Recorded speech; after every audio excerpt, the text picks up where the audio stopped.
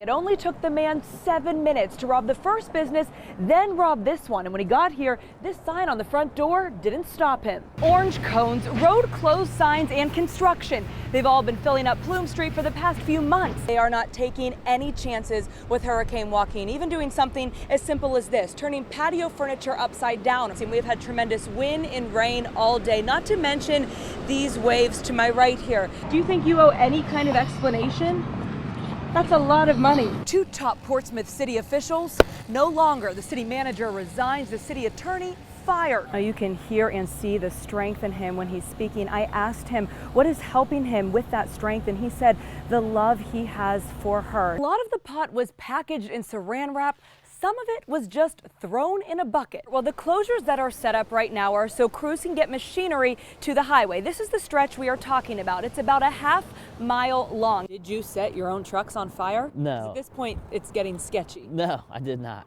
One by one, the Jackson brothers walk inside to a Perquimans County courthouse. Anything to say? Anything to say to the victim at all? Each one walked right past News Channel 3, avoiding our questions, except Eric Jackson, who spoke out on behalf of himself and his brothers. I know that you all know that at this time we cannot say anything.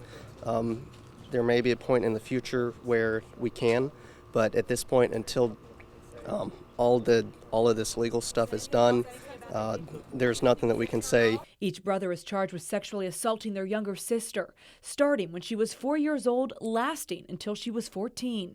John and Nita Jackson, their parents, are also charged. Investigators tell News Channel 3 they knew all about it, even witnessed it, and did nothing. They're out on bond and avoided News Channel 3's cameras today as they walked into court. Did you know what was going on inside your house?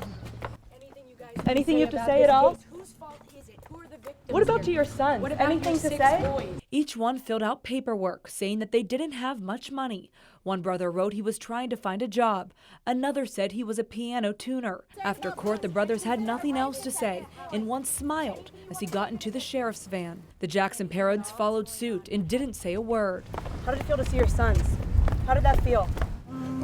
Amazing grace. The light of Allison Parker and Adam Ward's lives live on, as those who once watched them on TV each morning are now demanding an end to gun violence. This is a terrible thing. It just hits you with a ton of bricks. We would like to take a moment of silence. Dozens of people gathered outside WDBJ a day after Allison and Adam were shot and killed on live TV by their former co-worker. The group sang, cried, and remembered the lives of the reporter and photojournalist. Nearby the vigil, a memorial that has more than tripled in size over the last 2 days. We've seen people drop off flowers, balloons, and notes dedicated to Allison and Adam. All day long, as people from the Roanoke area paid their respects at the station, the impact of Allison and Adam's deaths sank in for their co-workers. I think the reality is starting to set in. Yesterday was a day of shock, a day of a lot of tears, and I think today we realize they're not coming back. Another colleague, Nadine Mazer, broke down after speaking with News Channel 3 and showing us ribbons she made in honor of her two friends. Everyone has said this is the beginning of a very long road that may never end, and it's not going to take days or weeks or even months. And the first step to healing means honoring Adam and Allison the best way they know how. We just go on and try to do great journalism because that's what they did every day, and honor their memory in a positive way and try not to focus on the horrible way their lives ended. Two lives that ended too soon. In Roanoke, Gabriella DeLuca, News Channel 3.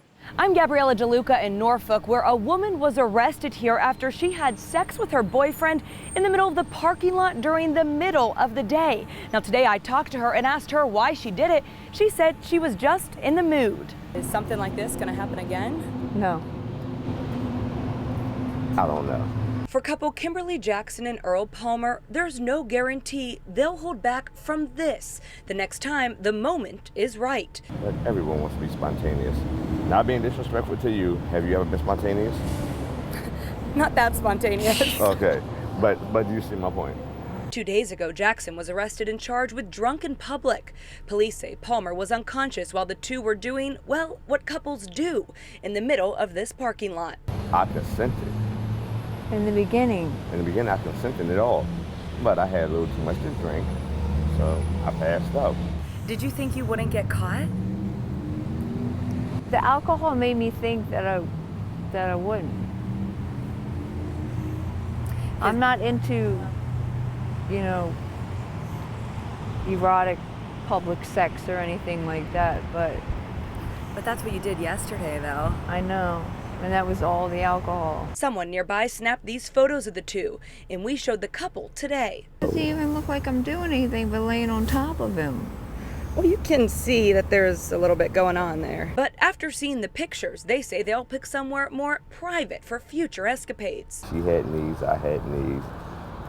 It just happened. But from now on, we know we got to do it more discreetly. Police say she could be facing more charges, but her boyfriend says he doesn't plan to file any because he is totally fine with everything she did.